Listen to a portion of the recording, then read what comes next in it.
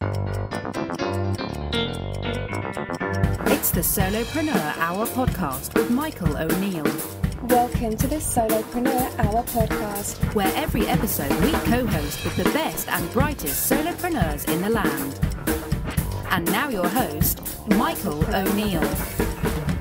Ladies and gentlemen, you are listening to episode number 59 of the Solopreneur Hour podcast. I am sitting here remotely for the first time with my mics plugged directly into my Zoom H4n today, sitting with a woman who I've met a couple of times at these Life on Fire events from Nick Unsworth. And the first time we met, actually the first one we met was, I think, up in LA from Marie Andros' event. And there was this beautiful energy about this woman. And we started talking, we started chatting, and realized that we had a ton to say to each other. And I said, you have to be on my show. And then while we were sitting in the lobby the other day of the Life on Fire event, we discovered that we had a very strange thing in common. And I said, you have to be on my show before you leave San Diego. So with me, sitting here in sort of a weird little room at the Hilton in San Diego on a beautiful 75-degree day here, is the lovely and talented Vanessa Horn. How are you, darling? I'm wonderful. Thank you for having me, hon. Well, I'm very happy to have you. And we, again, for the first time, I've got my microphones plugged directly into my Zoom H4n. And I think it's cool. It sounds pretty good. I'm listening to what it sounds like in my ears. And it sounds like we know what we're doing. All I can see is you're doing your podcast. We're in this ATM room. So I'm thinking, how do you turn this into an ATM? I feel like this room is more like a living room with an ATM in it versus an ATM room. That's exactly what it is. Well, we have a photo to prove it. Yes, we have you had the foresight to say, let's take a photo of this so people know we're recording in an ATM room.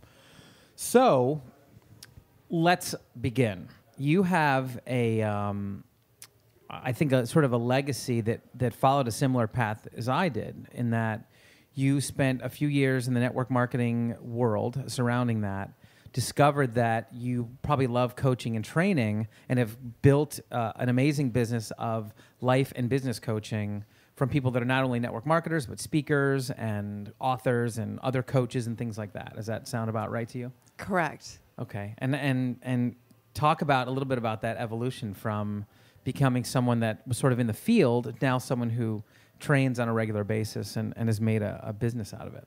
Well, the thing of it, you know how it is in network marketing. Once you fall in love with that idea of leverage, residual income, and you've created that, it is very tough to move away from that. But having been with two companies and saying, okay, the parts of it that I love are speaking, training, and coaching. But also in network marketing, there's a lot of accessibility. Basically, everybody in your downline has your phone number.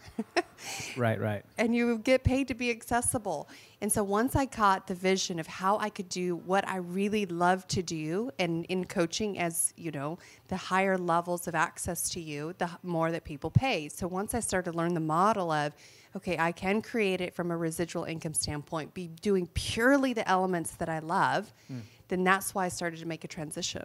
I just, literally the last show, I did a solo show because I had spent that entire weekend. It was Nick's event, and then it was Pat Flynn and Chris Ducker the weekend. And nothing has resonated with me more than seeing these people at the highest levels of success and how everybody has a coach. Absolutely. Especially up on the highest end. And I realized that for me, the number one way to move my business forward was to make sure that I had coaching the entire time. And I feel like most successful people have that vision. Was that something that stuck and resonated with you at some point? Absolutely. Everybody who's successful, it's already done in the actual sports arena. Top executives get coaches. And so more and more people are seeing that those transitions that they want to make in life, let's have somebody that's walking alongside them to create it. So for me personally, I hired a high-end coach when I decided I wanted to make some major changes in my life, because it's different than just going to a workshop. It's different than just having an exposure to something and you feel like, oh my gosh, I've changed, my life has changed. It's so easy to get back into the default pattern of how we're accustomed to showing up in life. And what my coach helped me do was create a new default that was more in line with what I wanted to create in life. And now I've turned around and help others do the same. How did you know? Well, first of all, what was the coaching what was it structured like? How much did you pay, and like how much did they give you for what you paid? Because I think there's so many different models out there. So many. So what was your sort of first foray into coaching, and how had you found them? How would you discover that particular coach? Okay, so I have worked with a number of coaches over the last 2 years from every different model. I think the very first coach I hired, literally I paid $8,000 for 6 weeks of coaching. The next one the next one that I've been working with over the last 2 years is from $55,000 to $75,000 a year, and it's one-on-one sessions every week. Wow. So how like in person? No, by phone. By phone. And how long are the sessions? An hour. An hour. Okay. So it's 4 hours a month, and it's $3,000 a month or something like that.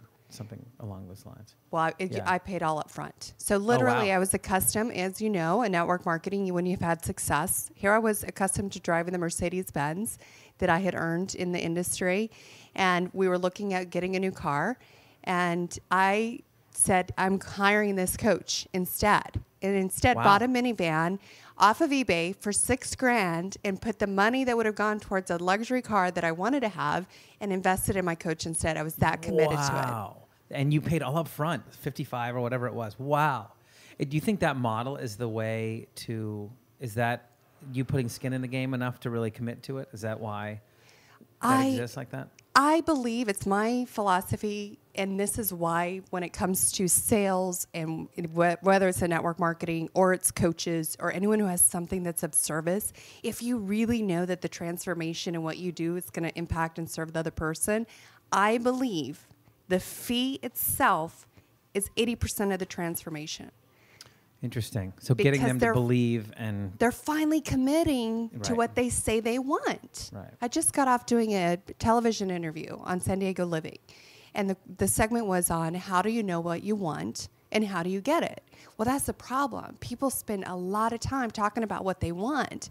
Well, there's a difference between having a want and a commitment that you're going to actually create it. And so when someone puts the money down, they're saying, okay, what I really say I want, I'm actually committed to creating. And so when they're invested, I like that little bit of the pain point when it comes to the money, because you're saying the pain of living my life the way I was previously, that's more painful than me paying this money. Right. For me, it felt like when I did it, it felt like I was making a real step moving forward.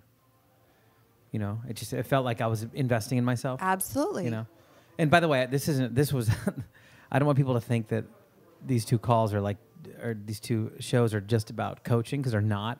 The whole last show was me like railing that in 2014, that's the number one thing that's going to move you forward is getting some kind of coaching. That was my whole point. And last year. it doesn't, the models of what's out there for coaching, someone can get other price points. Anything you want. Absolutely. Yeah. It's all across the board. The key is looking for a coach who can help you create the transformation you want in your life. Right. And someone you resonate with. Yeah. Mm-hmm. And you are from North Carolina, so you have a couple of kiddos and the whole thing. You've got 3 the white picket fence, 3 kiddos. I have 4, 8, and 9-year-old. Live in North Carolina. Have been there 12 All years. Boys, from what I remember. All boys. So a lot of testosterone in that house. How do you balance it? Is everything just pink and furry everywhere just to balance the testosterone? Well, I think that's why I was so driven to writing the book, I'll Have What She's Having, because between my husband and my boys, it's a boys' world. And there's that side of me, working in business. I had to work with a lot of men in corporate. That was my background, working with high-level men. And then in network marketing, creating this success. But there was this element of me that was like, okay, there's more. There's parts of my expression that hadn't come out yet. More of the creative, more of those, the feminine side. And so that's where that particular brand has allowed me to bring out that expression. Well, and you're very feminine for being someone who probably spends most of her time with dudes at her house. You're very feminine and it wouldn't surprise me at some point in your life that you've been in front of a camera a time or two. Has that ever happened? Has anybody have you done some modeling in your days? Oh, I did some, yes. Yeah, it would not surprise me one bit. So the I'll Have What She's Having concept, this is what we resonated with, because I have a whole training based on this. I love it. Which is crazy.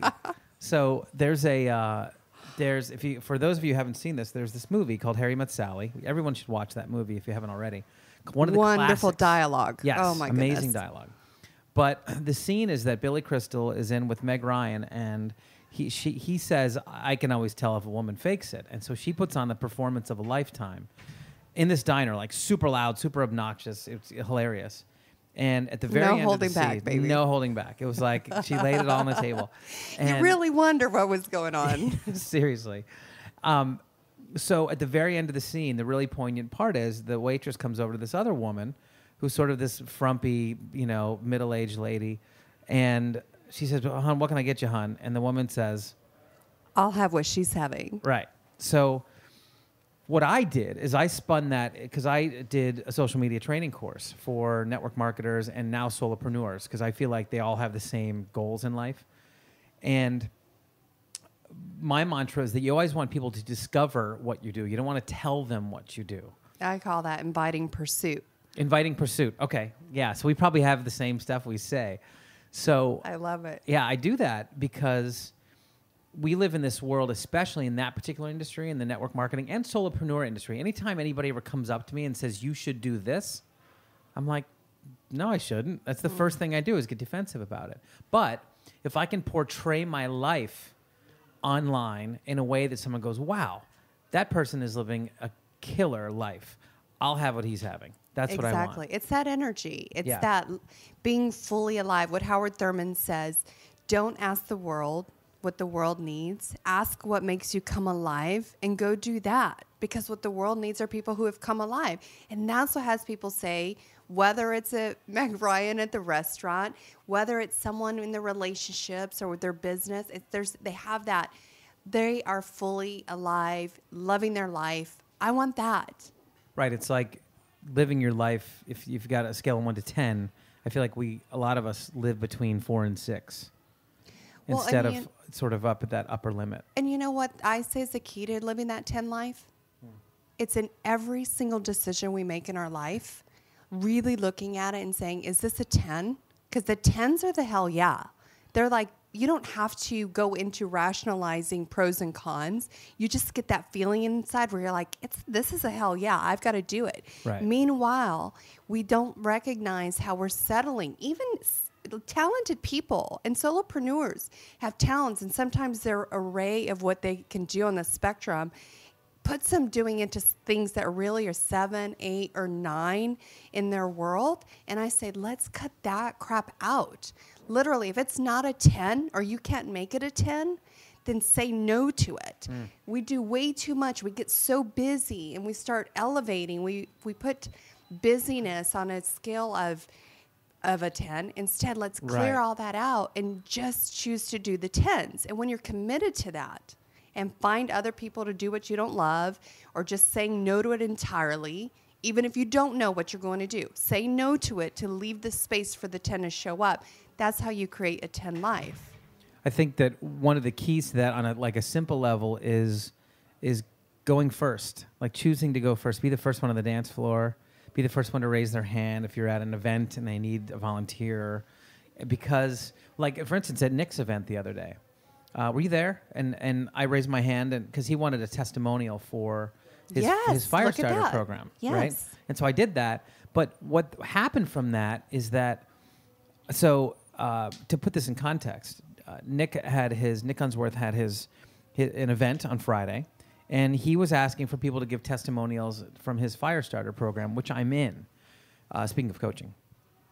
And I wanted to, initially, my whole point was I wanted to relay that I'd made a certain set of goals at the beginning of November, and I wrote them down at this fire starter event, and they all pretty much came true by now. You know, there was things I wanted to launch Solo Lab. I wanted to get 10,000 likes on my Facebook page. And how I wanted to fantastic. do- How long have you had this show? It's it'll be 6 months at the end of this month. 6 So, months. yeah, it's not and even that long. nominated was one of the top shows last year. Yeah, it was crazy. Yeah, it's crazy to, and that's the thing is that's funny because that's what Nick focused on, but what I was focusing on was how great It felt like a the 10 to you to mastermind do it. was. Well, I was actually weirdly a little nervous because he had me to walk up in the room. There's probably 200 people, 300, and I just got done speaking in front of New Media Expo, and I wasn't nervous at all. But weirdly, in front of this room, I was like a little nervous. But what happened from that was now I get on this, I'm sitting on the stage, and Nick starts talking about the podcast. And he talks about like his strategy around doing a podcast. And I didn't expect any of that. Like I just went up there to talk about how I set some goals. Yeah, did you get to finish saying what they were? You said the podcast. So I wanted to get I think 10,000 likes to the Facebook page. I'm at like 9,900 right now. Awesome. So they're really close. Be that 10,000th one. Yeah, Do right? it now. Yeah. So yeah, go facebook.com/solo hour. I wanted to move. I was in a place in Ocean Beach here in San Diego that was killing me. It was really bad energy in the house. It was just not. I had a bad roommate. Blah, blah. And I moved into this killer place in North Park, which is just sort of right in the little part of San Diego that I want to live in, and it's amazing and peaceful, and it changed my whole energy about getting up and being motivated. So that was great. I wanted to do that.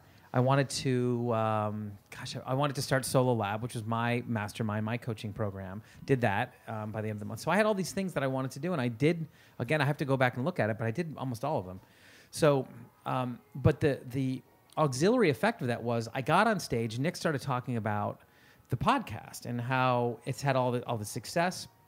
Well, what happened from that is after, I got off stage and people clapped and stuff. That was great. I went back and sat. It was fine. But when we went to the happy hour afterwards, 6 to 9, up in the lobby with Gary V, people were like, I have to talk to you. And I had all these people that connected with me from a business standpoint, from a podcast standpoint, with invites to be on their shows, invites to be on, their terrestrial radio show, things where, because all of a sudden I was then the expert. And that was not at all my intention. I just was like, you know what? I want to give my boy some props because I was in this thing. It got me motivated. I set some goals. I achieved the goals, and I attribute them to being part of this group of people that are moving and shaking. And then all of this other great stuff happened, which was, I think, unless I'm mistaken, it's kind of what happens when you have great support and you go first. And that was the whole point. And that's, you said that how do you create those tens? And you raise your hand, you be the one to go first. And it's true. And I break it down to even little details. You go shopping and you're holding up, should I get this shirt or should I get this shirt? Well, what feels like a hell yeah? If you don't have a hell yeah for either one, turn them both down. Wait till you have a hell yeah for everything. That's how you create a hell yeah life. Yeah. I did that with my tagline because I had about 4 or 5 different taglines that I was experimenting with. One of them was job security for the unemployable. One of them was working alone together. And then I had a couple other ones, but those were the top 2 in my mind. And I did a little Facebook poll and said, which ones you guys like better? And the working alone together actually did better. It was a higher ranked one. But the job security for the unemployable, the people that commented and said, that is awesome. And that I love that one. That's what I wanted. The other one was good, but job security for the unemployable got a reaction out of people that I wanted. Like it was more of a 10, even though less people overall probably liked it because they didn't understand the concept of being unemployable and why I feel like it's a positive. Yeah. I knew that for the right person, they would go, that kicks ass. Yep. I love that one. Well, let me tell you what happened. Something very specific around this happened last fall. Because, here we are working together in Nick's group in his Fire Starters program. Right. I had decided, because I was doing mainly one-on-one coaching, I had decided last July I'm going to hire Nick and his team to run my Facebook ads, get me online. It was going to be my official launch. Well, anybody who is a coach or has done any of the online marketing and has done a launch, it's, it could be nerve-wracking getting all the technology in place, all the marketing in place, making certain you have enough traffic and you have an offer that converts, all of that. This was my first run through with it. Meanwhile, are you just as an aside to that, are you very techie? I'm pretty techie, but it's not a hell yeah for me, so I don't do it. Okay, understood. I hire others to do it. That's why I love. There's a lot of people that listen to this show that aren't very techie. Yeah. So that was why, and this is a distinction with coaching as well. You'll have coaches who are primarily support, accountability, or strategy driven. There's others who support you in who you are as a person, how you want to show up in life. Then there's done with you, and then there's done for you. So I specifically hired Nick and their group to do the done for you. I wanted, I wanted the whole thing. You're going to get them. I'm going to pay Done extra. deal. Yeah. We're talking about, at the time, it was $7,500 just for them to run my campaigns, plus an advertising budget on top of that. Right. Then plus people to build out my pages and everything. So you're talking about, it was a plus, $12,000 investment total. Yeah. And I'm thinking, but in your mind, that puts you on the map. Put me on the map. And that's. I said, let's do this. Yeah. And it was going to be a run for 7 to 10 days. And I'm running the ads, and it was between doing all of it, I was like, is this going to even work?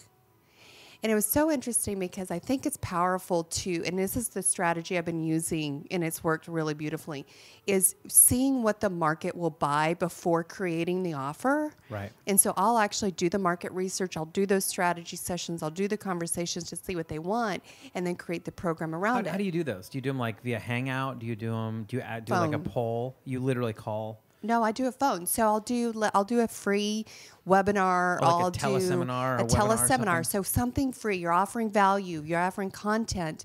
And then I like to sell into higher end programs. Sure. And higher end programs you're not going to do from a sales page. You have to invite them to strategy session. And the way that I like to do those is, and it's different than what everyone else does. I don't like it to be just a pure sales conversation. I like it to be someone having a real taste of what it would be like to work with me. And it's like, I look at it like they're coming as a Swiss cheese with all these holes of issues that they are trying to get addressed in their life. And I say, okay, what's one thing that we can address in our time together that's the biggest challenge you have? That's like setting up dominoes, that if we knock that one over, it would create a ripple effect in the rest of your life and business. So it's filling one Swiss cheese hole. Well, the problem in the sales conversation that happens for solopreneurs is that how do you get them to take action? And in that scenario, it's like, okay, let's address one thing, but then they could be feeling amazing and walk away and say, okay, I don't need you. But we point out, okay, look, here's all the rest of the holes that you still don't have filled. And you really serve them. If it is to work with you, you serve them by saying, look, here's how we can get those holes addressed. Or if it's not me, here's someone else I know that could serve you in getting those addressed. Right. So I'm doing all of this whole setup, the advertising, driving traffic, doing the strategy sessions, and thinking, is this going to be, I hadn't yet done the strategy sessions. Is this going to be a disaster? I've invested all this money, and is it going to be a successful launch? Well, you know what my coach told me? I was in tears, scared. Is this going to work? I've invested the last 3 months to do this online thing. Am I going to get the return on my investment? And I'm in tears and thinking, I'm trying to give the market what the market wants. I'm creating this program based on what I think the market wants. And my coach said, beep, F the market. What do you want? Vanessa, if this were the last year of your life, what do you have to do? And I said, if this were the last year of my life, I have to get the message out that's in my book. At this point, I hadn't put it out there yet because I wasn't sure how it fit into marketing, if helping network marketers, helping coaches to have the sales conversations that converted. That's what I was marketing at the time. Yeah. But when I brought in what was a hell yeah for me, with the I'll have what she's having, and I all of a sudden was tapped into what really made me come alive. When I had those strategy sessions, people were saying, I want in. They weren't even sure. I didn't even have all the details of the program laid out. Why. It didn't matter because they're saying, I'll have what you're having. Yeah. You're tapped into a deeper source of passion, motivation, and aliveness in your life. I want some of that. Yeah. Anybody that's around you can feel that. It translates personally. It translates business. What I believe in business, the equivalent is, I have to work with you. I don't even know what it is you do. Right. I gotta work with you. Right. Yeah. I don't even know what your Solopreneur Hour is about, how you do these interviews compared to other podcasts, but I just knew I'd see the same thing in you. Yeah.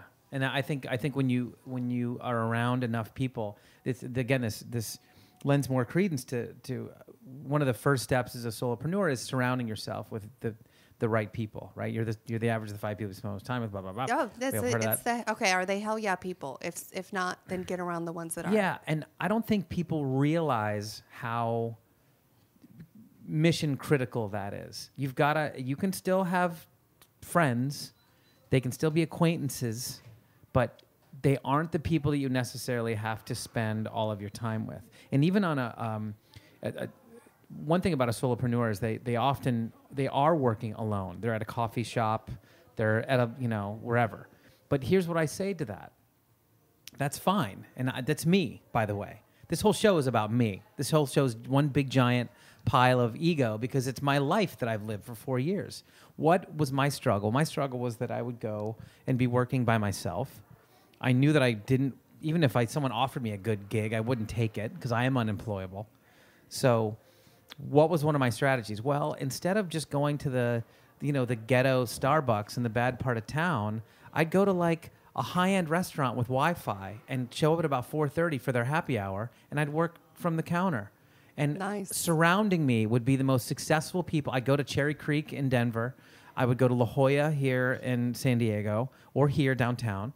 And I'd sit at a bar and watch these people that were super successful come up around me, enjoy their happy hours, and go, hey, well, it's a good way to work. And we'd start a conversation. And I would meet successful people all day long. If that's all you did, you would find your whole mindset and how you presented yourself, how you spoke to other people, how you interpreted bad things that happen in your life, all of those things go away, or they change, they shift, because you see the energy that we see in each other. You see them with successful people. Well, that's why I think it's so important and That's free, valuable by to the be way. a part of a.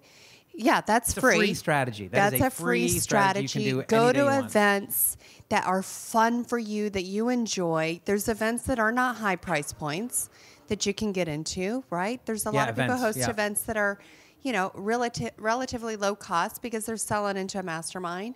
Masterminds are ingenious. I really believe in that. But it's the year of the mastermind. It 2014 is the year of the and mastermind. because if anyone's 'Cause it's ever working. read Think and Grow Rich, Right. Napoleon Hill references masterminds. Yes. It's the combination of it, not 1 + 1 = 2. 1 + 1 = 11 in a mastermind. Right. We had Greg Reed on the show, who's the new. Do you know who he is? No. Greg Reed is the guy that was. He was sort of blessed by the Napoleon Hill Foundation to do it again. So he went around the world and interviewed all the most successful people. And so he's the next version of Think and Go Rich.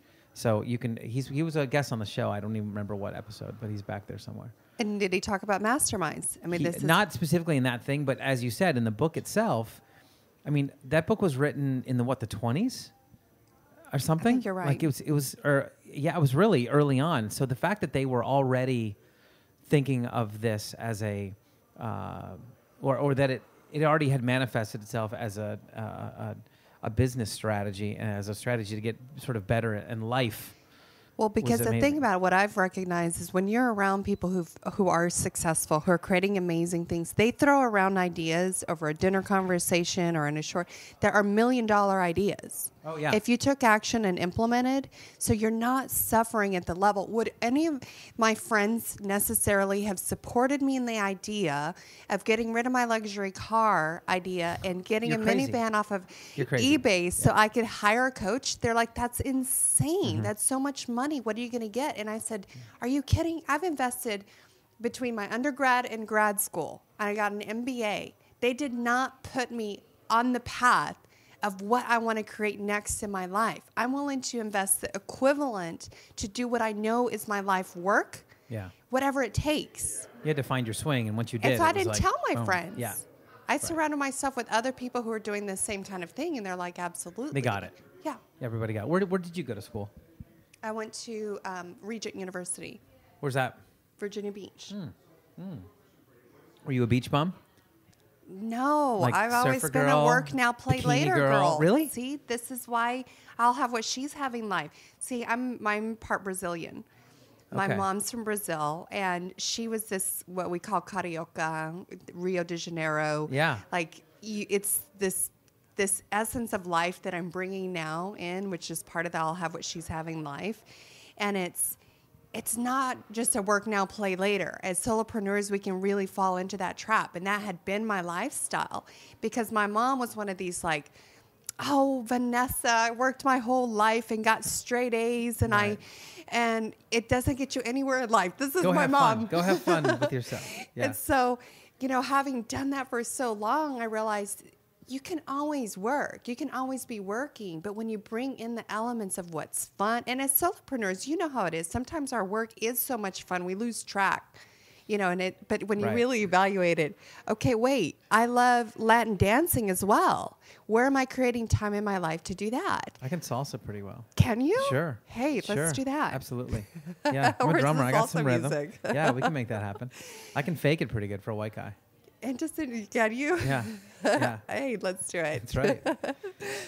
See, on radio, we could say it was marvelous. They wouldn't see. Yes. Don't that. It used to mix me up because as a drummer, I would play it differently than I would dance it. It's a different sort of count. I would play it. It's in triplets. Doon, and there's like a clave, which is that dun, dun, dun, dun, dun, dun, dun, dun, right?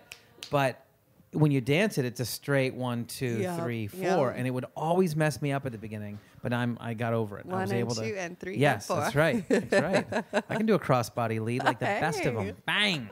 That's right. It's part of being a Renaissance man. So doing those things and incorporating them into our life and making certain that we don't just stay on that head down, always working, helps us create that kind of life. Did you, who introduced you, who was it network marketing? Were you in corporate America for a while and then you went to the network marketing world? Was that the transition? I owned a franchise. That was my first attempt to transition. What was the franchise? It was a Curves. It was a fitness franchise. Oh, yes. Nice. Yeah. Women's, like a gym. Yes. Women's gym. Yeah. So then I got myself in a real pickle because I had 2 kids under the age of 2. I was working a corporate job, which I couldn't afford to walk away from. That it was a 6-figure income, and my Curves was not bringing in that money. And I'm thinking, okay, how can I do this? So that's when I went into network marketing. So corporate job, franchise, 2 kids under 2, and went into network marketing. And thankfully, it went well. We were blessed. We're able within 6 months to quit my corporate job. Wow. Had success in that. And so I did that. I've been doing that for the last... I did it for about 6 years before I transitioned into just coaching and training into the industry. Yeah. It's do you remember, was there a point in that span of time when you can like the sort of viscerally recall being unemployable and going, wow, I could never go back to being a corporate Immediately. I remember telling the people that I worked with, by the end of this year, I will have matched my income here, and I'll be unemployable. Yeah, yeah. And you know what happened? I remember visualizing, because I really believe it works so powerfully to envision where do we want to be and work backwards to create that. So envisioning how will you walk, talk, feel when you get to your goal. So I envisioned, okay, one day, whenever I leave my corporate job because of my success with my business, I will walk out those glass doors. I worked for, can I say this on air? Yeah. I worked for Sealy Posturepedic, that corporate company. Yeah. And I envisioned this. They had gorgeous headquarters. I was going to walk out through the glass doors were right above me where the board meetings were held. I was going to walk out that door, and I was going to go into the created future that I wanted. The day that I ended up quitting my job, there was a little shortcut door to the parking lot right by my desk. And I started to walk out that door, and I was like, no, this is not how I envisioned it. And so I went back through the glass doors. And I remember, because there was something about being an entrepreneur where there's part of you is scared and excited. Right. And I was like, wait a minute, should I act like, one little toe in the company just in case this little entrepreneurship thing doesn't quite go as long as I want, as well as I want, and then that way I don't burn any bridges. And I was like, hell no. You know what? This is it. Just close my eyes, arms wide open. That is behind me. I'm walking into this new future. And it was, I had already envisioned it, and I was unemployable from that day forward. Yeah. You had the actual moment of sort of And you know walking what? out. Sometimes I see entrepreneurs, though, who are creating businesses, and I don't want them to feel like, okay, I'm lesser than if I do take a job, because there's seasons. And sometimes there is a time when, you know what? You're coming across so needy. I have to tell this sometimes with some of the people I work with. You have an air right now where I can tell that you need the money, and your clients, your prospects, they can feel that. So let's work on clearing this. But if you can't clear it unless you take care of this and immediately, and you need to get a job, and that's how you're going to do it, don't be afraid to do that. But let's get you out of a needy space, because no one wants to say, they don't say, I'll have what you're having when you're needy like that. Right. Whether you're dating or you're looking for business or whatever.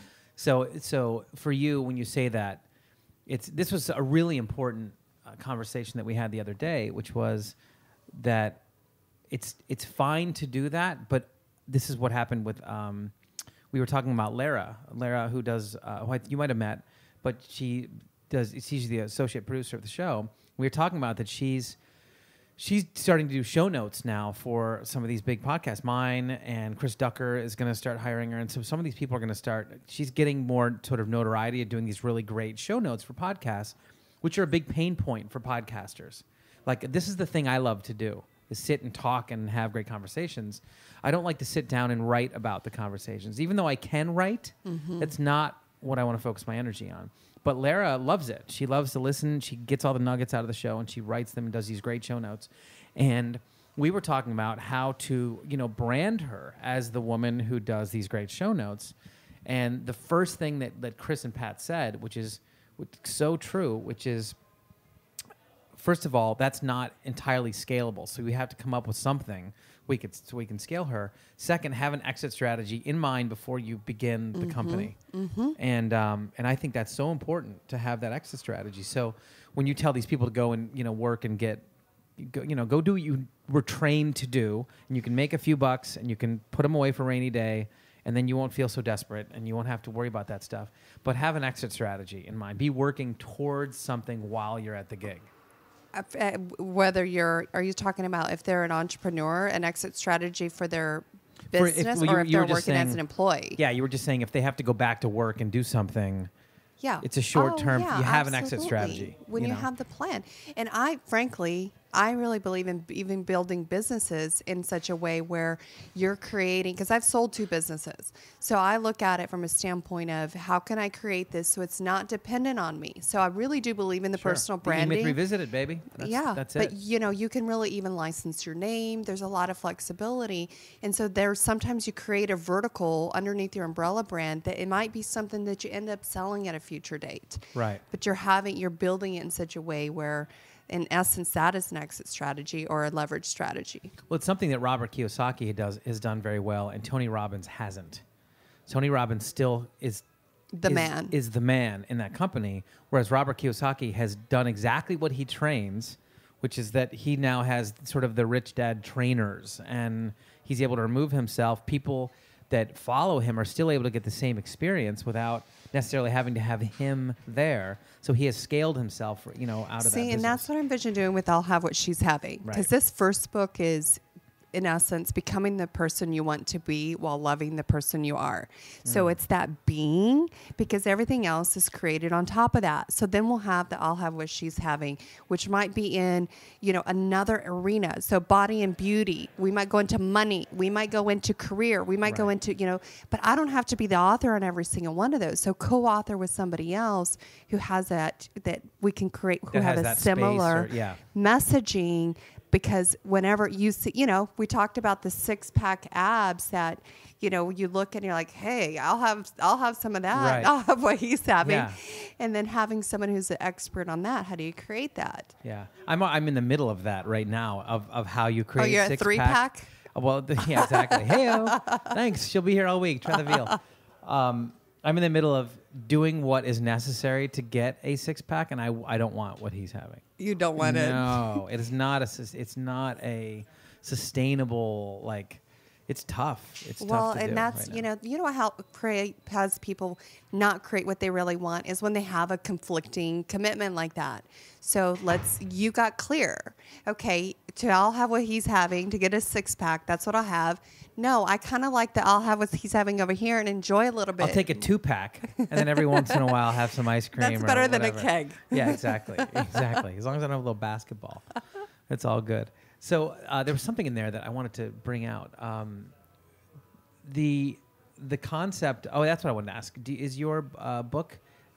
Where can people get it? Is it Vanessa Horn right VanessaHorn.com? now? But yeah, VanessaHorn.com. Yeah. Because we haven't done the whole full promotion to get Okay. it out on Soft launch, if Yes, exactly. you will. Okay. Are you going to do an audiobook version? Of course. Okay, that's good. Because I tell people to get. I would tell people to get it on my audiobook link. Oh, If wonderful. So. See yes. how that works? Well, and that's such a wonderful way to get the 6-packs at the gym, put the iPod on and totally. listen to. Yeah. So what was the biggest struggle for you becoming an author? Was it the time commitment, and how, what was it a new type of schedule or training that you had to make to yourself, commitment to get the what book done? happened for me, my mom had passed away almost 2 years ago. And whenever that happened, I took a sabbatical. I took a 3-month sabbatical from my work. I created it in such a way that the income and everything wasn't dependent on me being there. So Yeah. I took a 3-month sabbatical, and I knew, and sometimes this can happen as, when we get in that work mode, that we're not as connected to our heart. And I knew with my mom's death that all of a sudden I was going to be getting downloads that I had not taken the time to get before Right. in that grieving process. And so I had the foresight from previous experiences of life that were wake-up calls to know this is a wake-up call, Vanessa. Create the space for what's coming here. And in that 3 months is when the beginning of the book writing took place. And so it's just like, boom, just get it down, get it down, get it down, get it down, get it down. And so then in the final portions of it, yes. But the main thing for me was because I've been a money coach, in essence, teaching people how to make money, the sales conversations, the prospecting. That's my expertise. And so that I'll have what she's having. What held it back was, how the heck do I create the marketing that's synergistic with this? But I'm just committed. Like, this is the hell yeah for me. You didn't know. It didn't matter how yet. And I discovered it. You know what I was teaching people that got people to have amazing results in their business, to have closed sales strongly, were at the core of the I'll have what she's having. Right. The same core thing. It's how you're showing up in the world, being so solid, radiating in such a way that people see that energy and they're drawn to it. But you know what it is? It's not that they're just drawn to us, but we turn around and we say, okay, what about you? What's going on in your world? How can I be so fully present to the needs that you have? And how can I come from a place of service to help you in what you need? And if what I have can be of service to you, then it would be a disservice to not offer it. But if it's somebody else, I want to point you in that direction. So when we're solid and we're coming from a place of service, it equals cha-ching. I'm sorry, it happens. Right. Well, that's. I shouldn't say I'm sorry. I'm not sorry. Don't That's be what we sorry. want, right? Right. Yeah, we want. Well, isn't that the definition of entrepreneurship? Is being paid to solve other people's problems, basically. Absolutely. So and what's funny is that at the highest level, and we were just this thing with Pat Flynn. Pat had a lot of fears around making his own product and selling it, and then because he's given away pretty much everything for free. And Pat Flynn is, if you're not familiar with him, he's smartpassiveincome.com. And I don't know if you know all the internet marketer folks out there, but very successful, really great dude, super transparent, like tells you everything he's doing and how it's working and what worked and what didn't. And that's how he was sort of the anti-internet marketer, because it's such a sleazy industry in a lot of ways. And he struggled with starting his own, doing his own product. Until someone said, look, you're literally doing your listeners and your readers a disservice by not putting a product out there. And see, his market was telling him. Yeah. His market was telling him, and I believe that the people who do the best work, their audience, their tribe, the people they're called to serve, They want it all in a place where, yes, they can get all the articles off of the blogs and all of that, but they want more. Like, how can I get it all in one? How can I get that synergistic package? And better yet, how can I get part of you, whether it's through coaching or a program? Yeah. And that's the thing is I think if you tap into someone and they hear your passion, obviously when they listen to podcasts and they see you on different shows, read your book, read your blog, they get the essence of who you are, and that's why they want to kind of coach and play along with you. So if I were a salesperson of some sort, so maybe I'm in a network marketing company and I have the best coffee in the world, the best shake in the world, or the best oil in the world, or whatever my best thing in the world is, or I have a service, or I have, I'm a true solopreneur, so I have something that I want to solve for somebody. Talk to me about some of the tips you might share as far as what a good sales conversation looks like, or what a good sort of, say I'm at a networking event or I'm out in the world.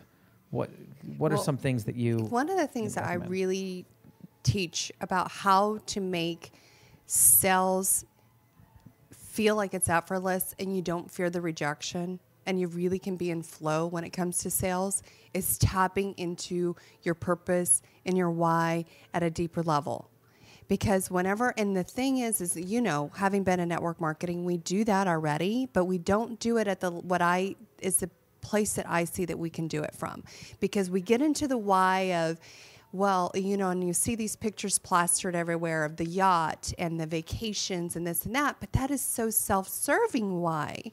How is your why, which is part of what's your purpose in life that you're called to offer of change in somebody else's life? So the movie, have you seen Schindler's List? Of course, but I couldn't quote it. Okay.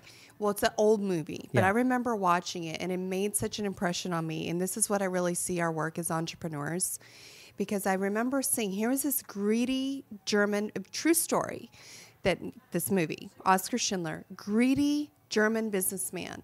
So he had these factories that were in essence focused exclusively on profit. All of a sudden, he went through a transformation and a change in his life. And he said, you know what? I can use this platform that I have to set captives free. Here, how many Jews can I save by bringing them into my factories to be employed by me instead of going to the concentration camp? And so he ended up, at the end of the movie, there were 1,100 Jews that were saved because of Oskar Schindler. They live to this day as the Schindler Jews, generations of people. And they melted any little piece of gold that they had in their teeth for fillings. They contributed it to have it melted down to give a ring to him in appreciation. Wow. Inscribed in the ring, it said, he who has saved one life has saved the world entire. Oskar Schindler turns to his car and he's like, this car could have saved 10 lives. He pulls this gold lapel pin off of his jacket and he says, this pin could have saved one more life. I wasted so much time.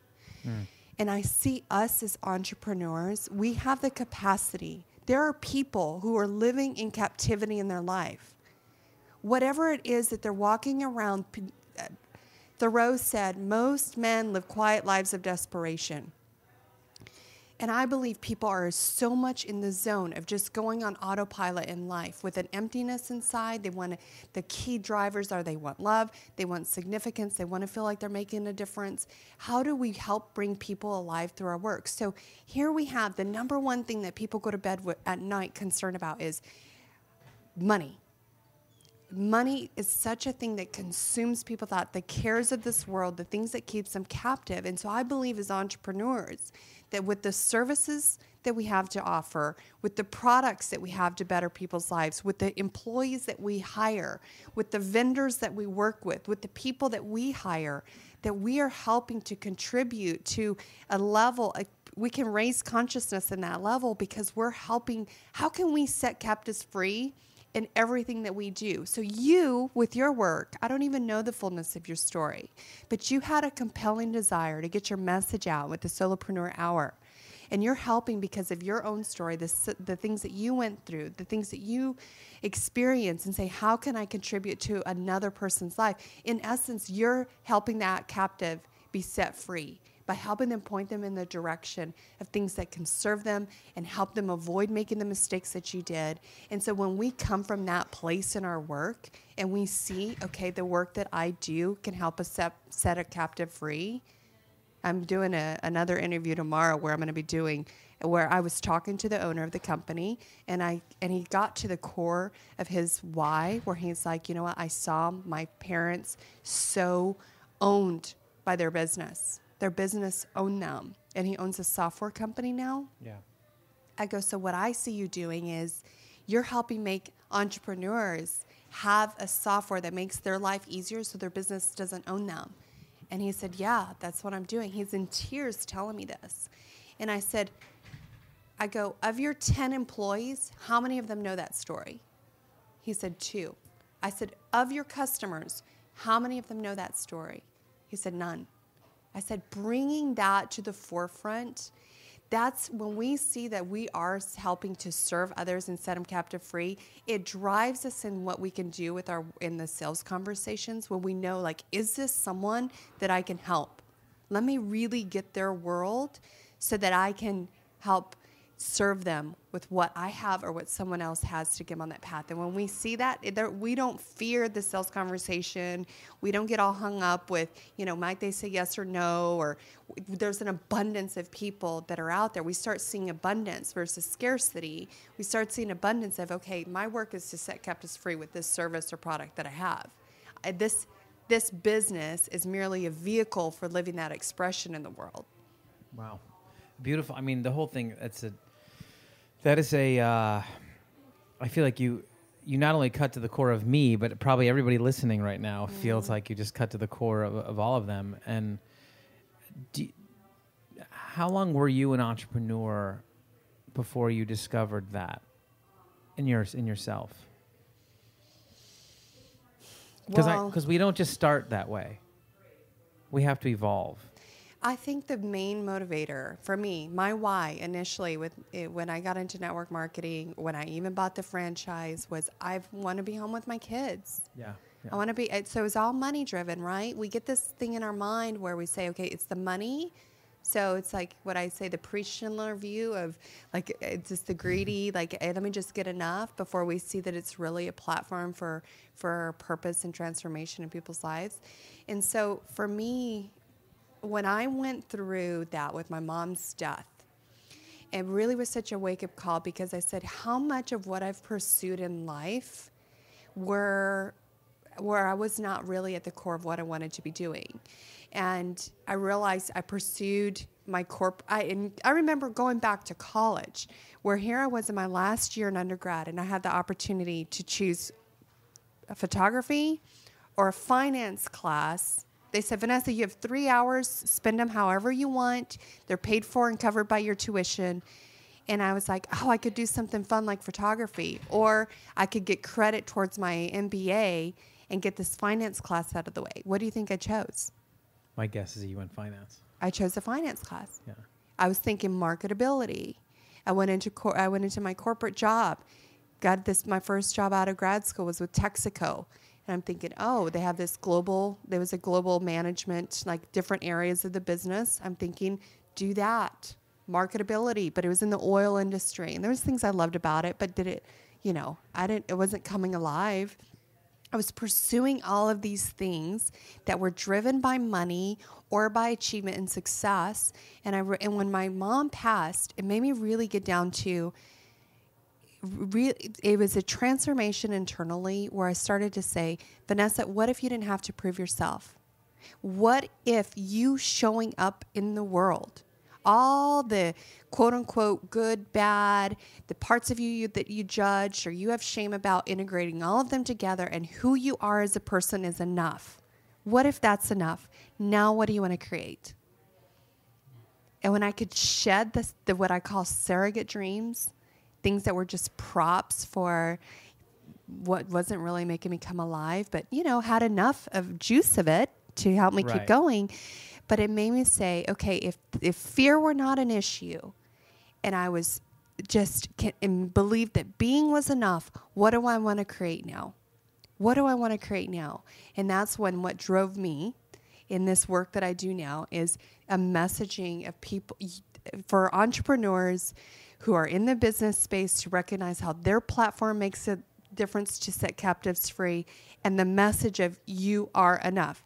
So the tagline of my book, I'll have what she's having, is becoming the person you want to be while loving who you are. And you know what the punchline is? I'll go ahead and tell you. Tell me. The punchline, it's the same person. Right. Who you really want to be is already inside of you. It's not some future state. I don't even like to call myself a personal, quote unquote, development coach, because development insinuates I have to be someone other than who I am. And I really believe it's an unveiling. Let me remove these layers of things that are holding me back from being the purest of expression of what's already inside of me. Right. And, you know, I point to two things as a proof that the best is already inside of us. Go. If someone has a near-death experience, have you ever known someone personally, or you've seen them interviewed, or you've seen them talk? If someone has a near-death experience, their perspective on life changes immediately. Right. Yeah, that wasn't a developmental process. It happened immediately. All of a sudden, they got clarity. Yeah. They're coming from a place of a different place. Yeah. Have you ever met somebody or have you personally ever been in love? Yes. Here was this imperfect being that you immediately had eyes to see differently, right? Yeah, absolutely. For me, I say it's like, for me, when I'm in love, is I see the world in black and white, and then when I'm in love, everything's in color. Technicolor. Yeah. So that was immediate. So that was already inside of you, the capacity to see the beauty, to transform the black and white in your world into color was accessible to you. So how do we live more from that place? That's the place that says, okay, near-death experience, my perspective on what's really important in life has changed. When I'm in love, the way I view others, the grace I can give them, these imperfect people in my life, and the grace I give myself are completely different. So how do we live from that? And it's that essence, that way of being that has people say, I'll have what you're having. Sure. It's that way of being that has your prospects, your clients, people say, okay, I want to work with you. I want some of what you've got here. Tell me about your business. Right. And that is a key concept in every arena, like you said. I mean, whether it's sales or personal relationships or love and romance, it works for every single arena. You'd walked out that door, having walked out that door 1,000 times, and you knew exactly what it was going to feel like, and that it felt like you had imagined. Probably even better than you imagined. You probably imagined it was going to be pretty awesome. But to have that feeling, and there's 50 ways to say this. It's a vision board. It's visualizing. Act like you've been there before. There's a million different kind of engage as many of your senses as you possibly can. Yeah. When you're imagining it. How does it feel? What's around you? Right. Yeah. What right. vision? Exactly. What are you going to hear? Can you hear the air conditioning in the background? Yeah. You hear the door slamming. What's your body going to feel like? What position are you going to be in? Right. Involve the semantic is so important, the body engagement of it, because then we can really have access. Because you know what goals come down to? I mean, these things that we say, like, one day when I'm an entrepreneur and I reach this amount of money, okay, how do you envision that you'll feel when you get there? Well, then I won't be as stressed. I will be more carefree. I will feel like I'm making a difference.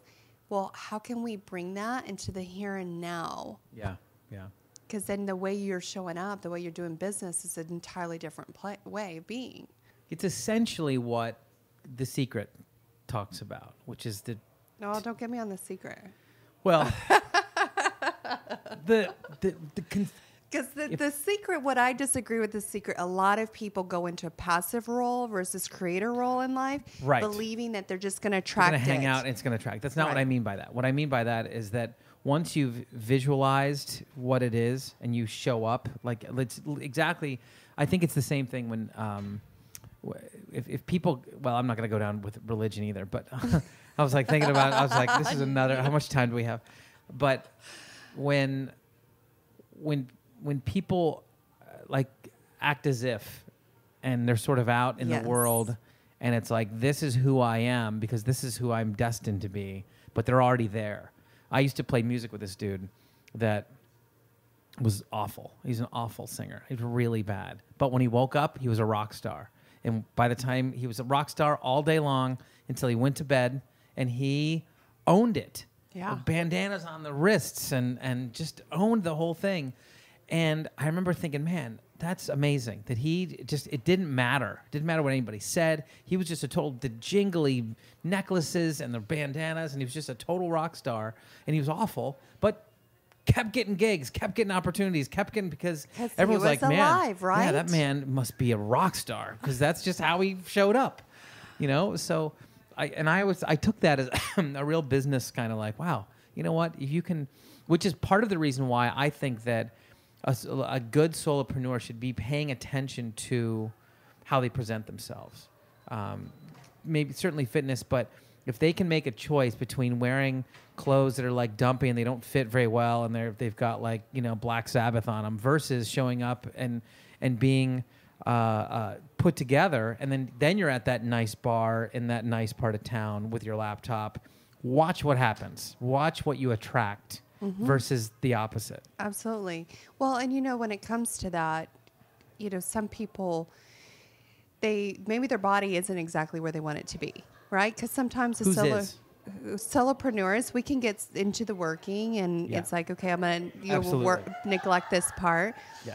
And I say, okay, your goal weight, 15 pounds away, 20 pounds, what is it? Okay, how will you act when you're at that weight? How do you think you'll walk? How do you think you'll talk? How do you think you'll feel in your clothes? Okay? Go get clothes now. Get at least one outfit that you love that makes you feel that way, and walk, talk, act exactly that way. Then what happens? It transforms our relationship to our body, and we say, how can I love what I already have? And we start being more, the choices that we make and the food that we eat and go and exercise, so it transforms, like loving what is. How can I love what is on the path to creating what I want? And it accelerates it. Right. And I'm in the middle of going through that as we speak. So it's kind of an interesting little transformation I'm going through. I had to, you don't maybe or don't know this, but I'm supposed to be on TV on Wednesday, and I've never been on TV before.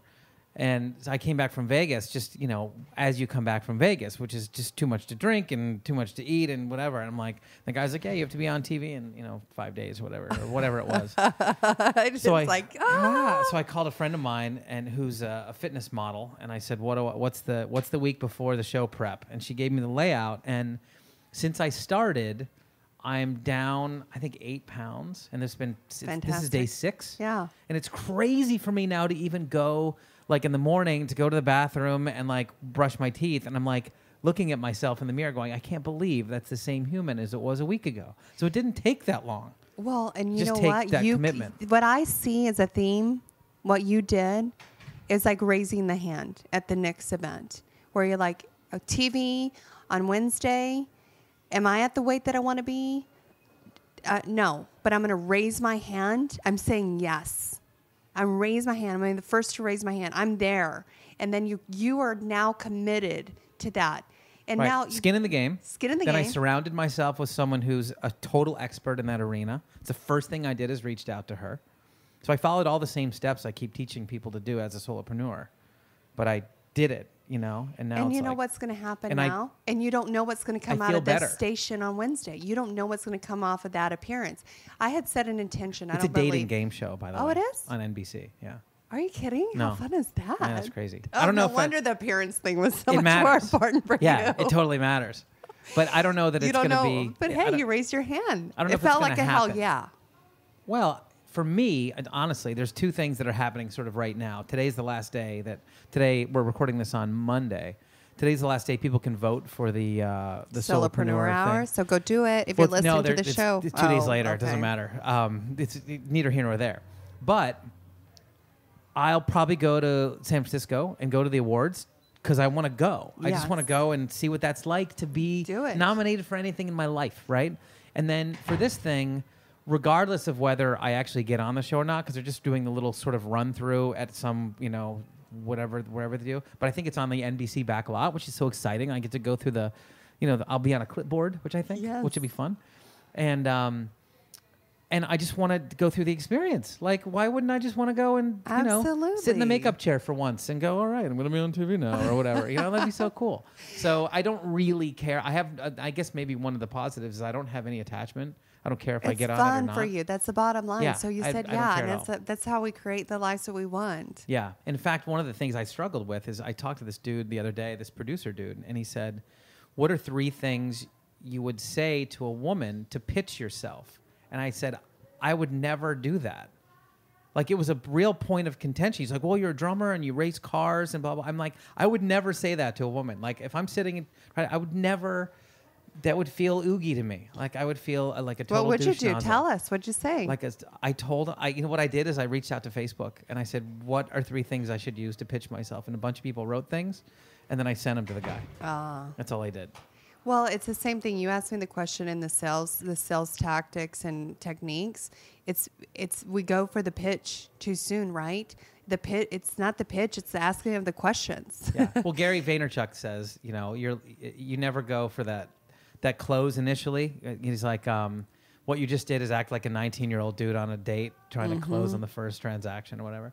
And I'm like, yeah, that's. And I don't even like to call it the close. I like to call it the open. The open, right? Because you're building a relationship. Mm-hmm. That's it's a shift that you continuation. understand. Yeah, that's the shift that you totally understand that people can latch onto and go, wait, if we're going to work together, we're working together for a while. That's just how this is going to be. Yeah. Again, whether it's a romantic relationship or whatever. So I don't want to come off as he says, what kind of car do you drive? And I'm like, fuck, I don't even want to talk about any of this stuff. I'm like, I said, first date car or second date car? He goes, you have 2 cars? I said, yeah.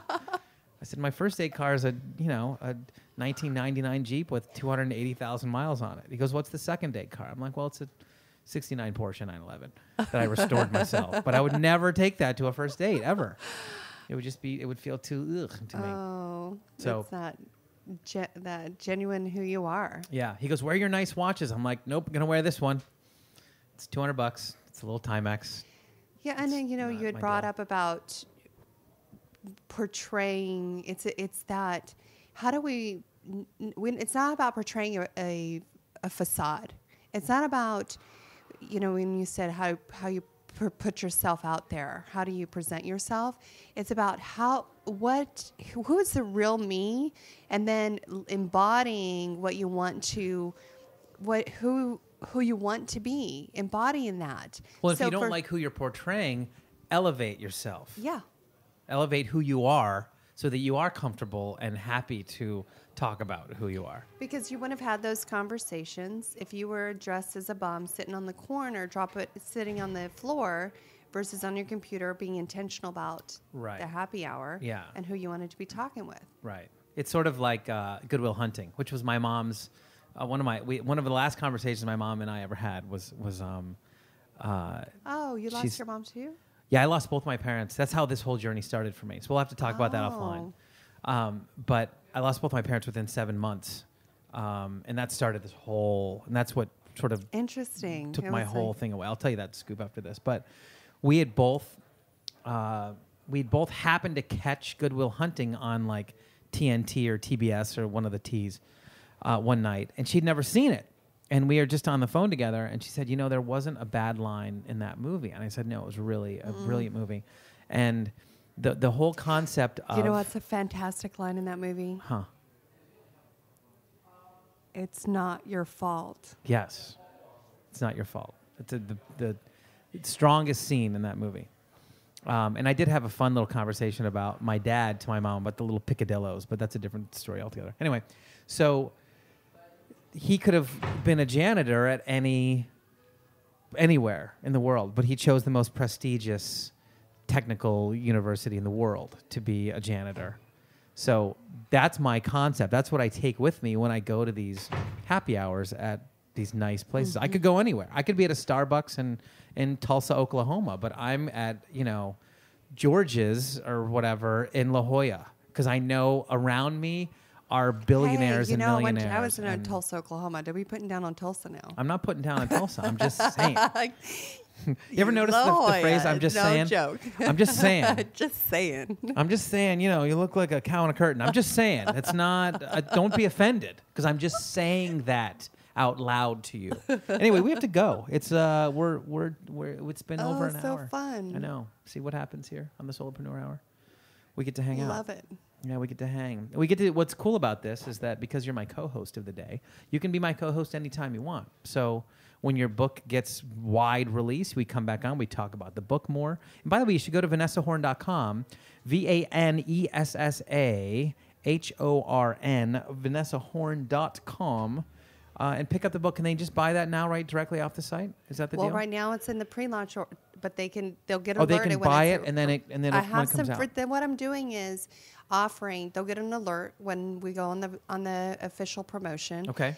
They can pre-buy, and what I'm doing is offering, because I so believe in that purpose and the why, helping the sales and us really being more successful in our business. I have a gift there, which is for that discover your purpose. Oh, cool. So they can discover their purpose. Yep. So as they pre-order the book, they can opt in and get whatever they can get that. That's great. Well, I think that's a great idea. I think you guys should all go do that at vanessahorn.com. And ladies and gentlemen, we've done it again. This is episode, I want to say, what did I say, number 58, 59? 59, I think. I think it's 59. Jeez. We're getting up there in age. 59. That's crazy to think of. It's crazy to think that I've spent 59 plus hours speaking to amazing people. How many like you. times a week you do it? 3 times a week. Yeah. Monday, Wednesday, Friday. And I love it. And this is I something can see that why you've done so well with it, because you're not taking these canned, give us your top formulaic show. You're really getting behind the scenes and getting to the heart of who's this person, who's this solopreneur, because it connects more with who your audience is. Yeah. And they're saying, okay, they're real just like me. Right. You have all people have the same struggles. If they really want to find out like your whole thing, you probably have a bio page on vanessahorn.com or something where someone can go, yeah, there's and I don't have to have a show to tell people something they can click on and look it on their phone in about 3 seconds and go, oh, that's what the person is. So, here's what we learned. You drive a minivan. You have 3 kids. You live in North Carolina. No. Anyway, thank you all for listening. I don't think all those things are on my about page, actually. So, all right, this is the solopreneurhour.com. If you want to check out the show notes for this particular page, it's solopreneurhour.com/59. As always, I really appreciate your iTunes and Stitcher reviews. I haven't begged for them in a while, but if you'd like to stop by, especially on Stitcher, we only have like 15 reviews on Stitcher. So if you go to solopreneurhour.com/Stitcher, they love when you have reviews. And that way, when I show up in January 30th at their little event, I'll be like, yes, my podcast is one of the most reviewed podcasts on Stitcher. Anyway, you've now listened to episode number 59, and thank you so much, Vanessa. Pleasure to be here. We'll see you guys next time. Did you know that less than 1% of people ever take action? We listen to podcasts, read books, we take courses, learn as much as we can, and have hopes and dreams to take our business and our life to the next level. But we don't succeed. Do you know why? Because it's confusing. There's way too much to learn, and often we don't even know where to start to take the first step. I'm going to let you in on a little secret known by the most successful thought leaders and solopreneurs in the world. Environment is stronger than willpower. I'm going to say that again. Environment is stronger than willpower, meaning the people you surround yourself with and the environment you immerse yourself in are more responsible for your success than anything else. That's why I created SoloLab. SoloLab is an online private group mastermind, a place you can properly learn the steps to becoming a successful solopreneur, a place where you can surround yourself with other people on the exact same journey as you, and you can learn from each other, as well as getting some super guidance from the top solopreneurs in the world. It's time to take your business and your life to the next level. To find out more about SoloLab, visit iwantsololab.com. That's iwantsololab.com.